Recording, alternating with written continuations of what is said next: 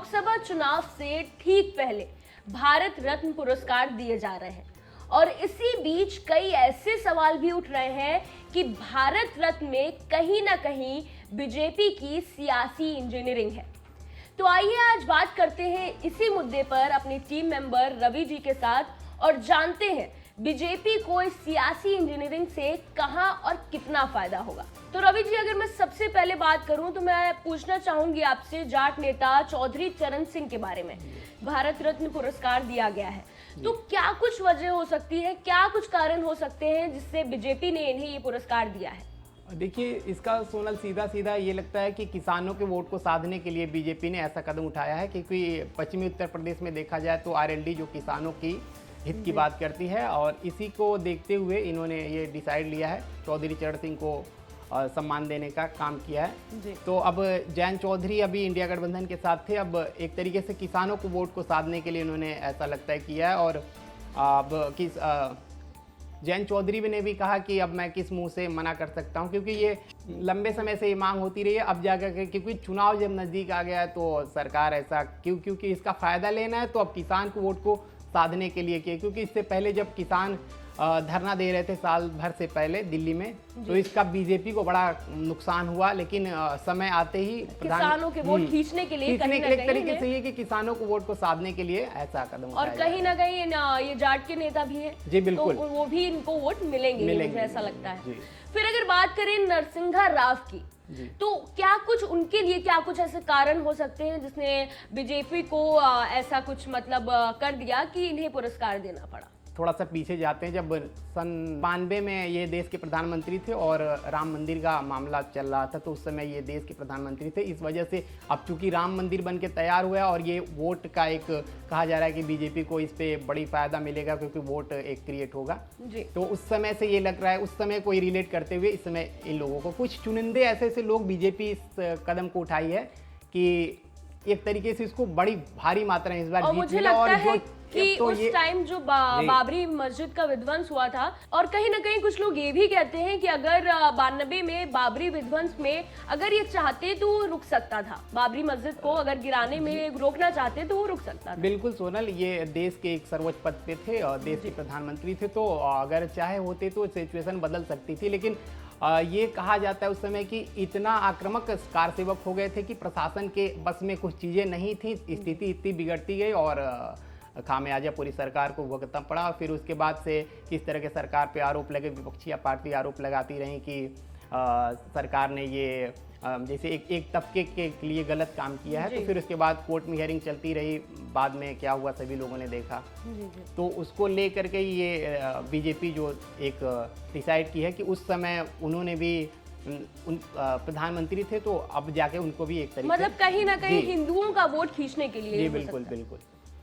वहीं अगर बात करें कर्पूरी ठाकुर की, तो क्या कुछ वजह हो सकती है उनको भारत रत्न पुरस्कार देने के लिए? जी, बिहार के देखिए पूर्व सीएम भी रहे हैं और इनको बहुत लंबे समय से कर्पूरी ठाकुर को उठती रही मांग कि इनको भी दिया जाए जी। लेकिन अब नीतीश कुमार जब सीएम थे तब भी वो सेंट्रल गवर्नमेंट को लिखते रहे पत्र कि इनको सम्मानित किया जाए भारत रत्न से, लेकिन सरकारें किसी वजह से नहीं सुनती थी। लेकिन अब जा करके अब तो नीतीश कुमार भी आ गए एनडीए में, तो अब जा करके ये उन्होंने डिसाइड किया कि अब हम इनको भी भारत रत्न देंगे। तो ये तो सीएम नीतीश ने भी कहा कि हमने बहुत लंबे समय से हम कहते रहे कि नहीं इनको दिया जाना चाहिए, लेकिन अब जाकर के जब मोदी जी ने एक ट्वीट किया तो सीएम ने कहा, नीतीश जी ने कहा कि अब जाकर के क्या वजह है क्या नहीं, लेकिन अब हम तो मोदी जी को धन्यवाद दे रहे हैं कि भाई उन्होंने ये स्वीकार किया।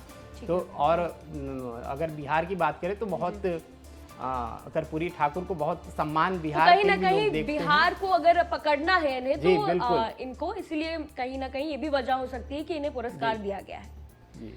वहीं अगर बात करें भाजपा दिग्गज नेता लालकृष्ण आडवाणी जी की, तो उन्हें भी इतने सालों बाद अगर देखा जाए तो अब जाके उन्हें ये पुरस्कार मिला है, तो क्या कुछ ऐसी वजह, उनके पीछे क्या वजह हो सकती है? बिल्कुल, देखिए अब बीजेपी के बड़े दिग्गज नेता है लालकृष्ण आडवाणी, उन्होंने रथ यात्रा भी निकाली थी और अभी भी वो बहुत सम्मानित हैं। लेकिन कभी कभी क्या होता है कि पार्टियां विपक्ष की आरोप लगाती रही हैं कि मोदी जी उनसे पार्टी के लिए कितना उन्होंने किया, लेकिन मोदी जी अब पार्टी में सबसे ऊपर बैठे हुए हैं, उनके बड़े नेताओं कोई सुनाई नहीं जाती। लेकिन ऐसा नहीं है, अब उन्होंने देश को सबसे बड़े रत्न देने का ऐलान कर दिया, तो अब इसको क्या है कि कांग्रेस या कोई भी पार्टी अभी इसको साथ नहीं सकती। अब बीजेपी ने ऐसा गेम एक कर दिया है कि 5-6 लोग को ऐसे लोगों का नाम चुनिंदा उठाइए जो इसको सीधा चुनाव में फायदा होने वाला, और विपक्षी पार्टियां बोल भी नहीं पाएंगी, क्योंकि इन जिन लोगों का ऐलान हुआ है वो लोग ऐसे हैं जो देश के लिए बहुत सारे अच्छे काम किए हैं, जिससे देश को एक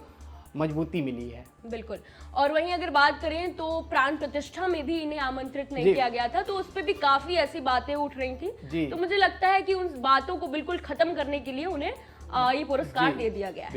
बिल्कुल ये सोनल बात उठी थी कि उनको इनविटेशन नहीं गया है, लेकिन जो चंपत राय थे उन्होंने ये बताया, उन्होंने ट्वीट किया, सोशल मीडिया के माध्यम से बताया कि नहीं, उनको इनविटेशन दिया गया था, लेकिन किसी कारणवश वो राम मंदिर में शामिल नहीं हो पाए उद्घाटन के समय। और ये नहीं है कि जैसे लाल कृष्ण आडवाणी बीजेपी के बड़े नेता हैं, तो ऐसा नहीं हो सकता है भाई।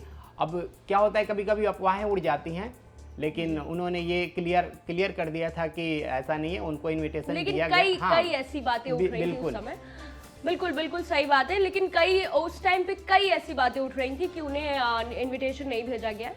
तो चलिए अब आगे बढ़ते हैं, और मैं आपसे अब पूछना चाहूंगी कि MS स्वामीनाथन जी को भी दिया गया है ये पुरस्कार, तो उनके पीछे ऐसी क्या वजह हो सकती है, ऐसे क्या कुछ कारण हो सकते हैं? देखिए सोनल, MS स्वामीनाथन जी हरित क्रांति के जनक माने जाते हैं, और उस समय में जब देश पूरे संकट से जूझ रहा था, एक तरह से कह लीजिए कि तब जैसे हम लोगों के यहाँ क्या होता है कि गेहूं चावल की ही खेती होती है, उस समय में इन्होंने बड़े ही एक सूझबूझ से एक तरीके से बहुत अच्छे काम किए, इसलिए इनको हरित क्रांति का जनक माना जाता है। और हमारा देश तो ऐसा है कि किसान प्रधान देश है, 51% किसानी आबादी है, और लगभग 40% ही लोग व्यापार से जुड़े हुए हैं। तो उस समय में भी किया था, और आज उन्हीं का देन है कि आज हम अपने अनाज को एक्सपोर्ट कर रहे हैं, इंपोर्ट कर रहे हैं। तो इस समय में ये जो 5 लोगों को जो देने का काम किया है भारत रत्न बीजेपी सरकार ने या सेंट्रल गवर्नमेंट ने, तो ये ऐसे नाम को इन्होंने उठाया है कि इसका सीधा फ़ायदा जो चुनाव को देखते हुए किया गया है,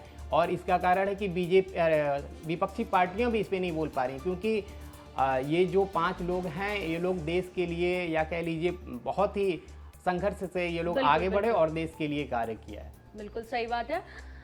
तो जैसे कि रवि जी ने बताया कि ये कुछ ऐसे नाम हैं जिन्हें पुरस्कार दिया गया, और विपक्ष भी इन्हें नहीं काट सकती थी, क्योंकि इन्होंने देश के लिए काफी कुछ किया है। तो फिलहाल के लिए बस इतना ही। बने रहिए हमारे साथ और देखते रहिए लाइव यूपी न्यूज़ 24।